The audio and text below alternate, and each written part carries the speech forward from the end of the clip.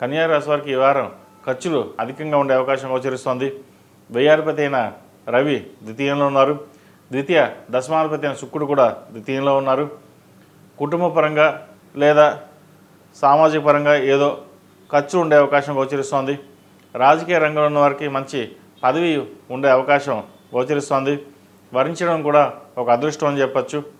అది మీరు అనుకోకుండా పదవి వరిస్తుంది.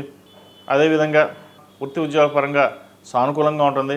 ఒక స్థలం కానీ ఇల్లు కానీ ఏదైనా కొనేటప్పుడు ప్రస్తుతం ఉన్న పరిస్థితుల్లో కొనడం అవసరమా లేదా ఆలోచించండి.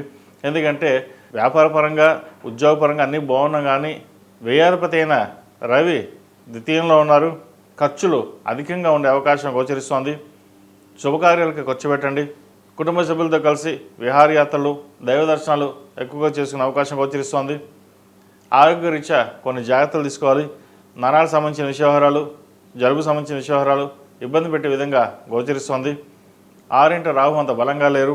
చతుర్థ సప్తమాధిపతి అయిన గురువు ఏకాదశంలో బలంగా ఉన్నారు. లాభస్థానంలో గురువు బాగున్నారు. కాబట్టి అటువంటి వాటి విషయంలో ఇబ్బంది పడాల్సిన అవసరం లేదు. వారి రిలేషన్లో ఉన్నవారికి కాస్త ఇబ్బందికరంగా ఉంటుంది. భాగస్వామ్య వ్యాపారాలు కలిసి వస్తాయి. స్టీలు ఐరన్ ఈ రంగాల వారికి చాలా అనుకూలంగా ఉందని చెప్పచ్చు.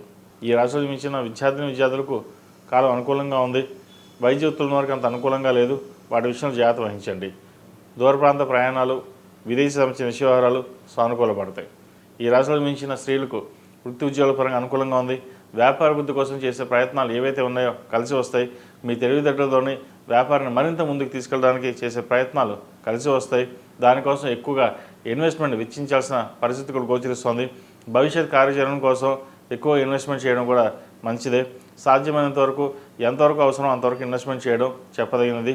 క్రయ విక్రయాలకు సంబంధించిన లాభాలు కూడా చక్కగా ఉంటుంది. భూ సంబంధించిన విషయవహారాలు బాగుంటాయి. ఒక స్థలాన్ని కానీ ఇంటిని కానీ కొనుగోలు చేస్తారు. అదేవిధంగా పునర్వివాహ ప్రయత్నాలు చేసేవారు కూడా చాలా అనుకూలంగా ఉంది. మంచి సంబంధం కుదిరి వివాహం అయ్యే అవకాశం గోచరిస్తుంది. ఆరోగ్యరీత్యా కూడా చిన్న చిన్న ఇబ్బందులు ఉండే అవకాశం ఉన్నాయి. వాటి విషయంలో జాగ్రత్త వహించండి. గ్లైనిక్ సంబంధించిన వ్యవహారాలు జాగ్రత్త వహించాలి. అసిడిటీ గ్యాస్ట్రిక్ ఉండే అవకాశాలు గోచరిస్తోంది. వాటి విషయంలో జాగ్రత్త వహించండి. ప్రతిరోజు ప్రతినిత్యం పౌర్ణమి సూతులతోటి దీపారాధన చేయండి. అదేవిధంగా ఉదయం సాయంత్రం ఆరవెల కుంకుమ మొగుల్పు కుంకుమతోటి స్వామివారిని అమ్మవారిని అర్చించండి. మంచి ఫలితాలు సంప్రాప్తిస్తాయి. ఈ రాశిలో జన్మించిన వారికి కలిసి వచ్చే సంఖ్య 7, కలిసి వచ్చే రంగు గ్రే. ఏదైనా పని మీద బయటకు వెళ్ళేటప్పుడు సోమవారం కానీ గురువారం కానీ వెళ్ళండి. మంచి ఫలితాలు సంప్రాప్తిస్తాయి.